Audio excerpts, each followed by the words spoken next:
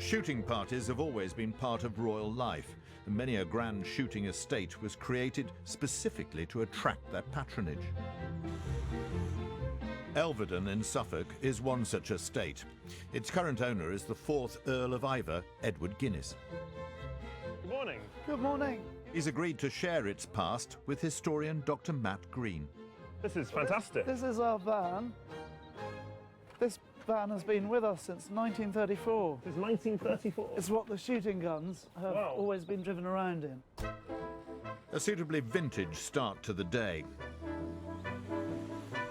The Guinness family have owned the 17,000-acre estate since 1894, but Elvedon was a firm favourite of the royals even before then.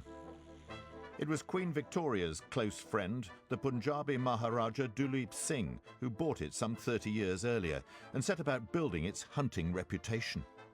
With Duleep Singh, Elvedon became one of the finest shoots in the country. Apparently, one day he killed 760 game birds with 1,000 shots. With 1,000 shots? That's almost a 100% success rate. It was considered extremely good. One of the top 10 shots of his day. Are you that good?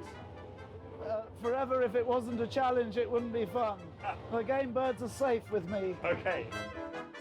Elvedon was the perfect place for the Maharaja to entertain his neighbour, the Prince of Wales, who owned the 7,000-acre Sandringham estate just across the county border in Norfolk.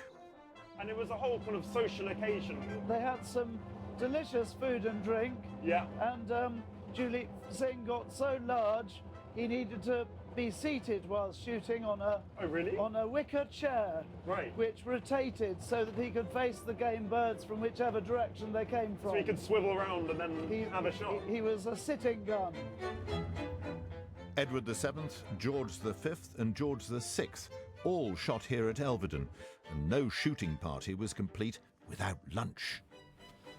So where are we? Over this way, this wood here is the Duke of York wood. Shoots would stop off and enjoy their lunch, and they would, have the most amazing array of food, which was all laid out in a marquee. Over here? Oh, in a marquee? Yes. Really? It's amazing to kind of picture that, isn't it? Because the Prince of Wales himself would have been out there after a successful morning, then this, almost by magic, this marquee would appear and they'd be in there having this lavish banquet, exchanging excitable tales, quaffing down fine wines and then going back out there. Must have been amazing, and if only the trees could talk, all the stories and the wonderful tales that were told.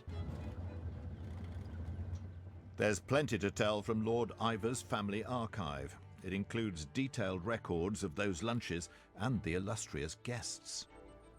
Come in, Matt. Thank you. This is my great-great-grandmother's book. It's a photograph album that she took with her, and many of her guests signed, and she's put in some beautiful photographs, and she... Oh, wow, these are really old. And so this is essentially a collection of photographs of the shoot. And what about this picture here? Talking of lunch, are these the kind of pop-up dining halls that they used to have their meals in the middle of the shoot? Where they were dining at the Duke of York wood. Wow. So the trees have grown, but the place is the same. And what are these signatures? So they're all the house guests. Okay. Said George there. Was that the... That's right, King George. That was the king. And the Queen, and here we go, Churchill.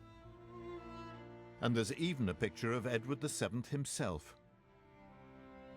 It's amazing to see these. It was a really vivid trip down memory lane. That's right. Thank you for showing it to us. Not at all. My great pleasure.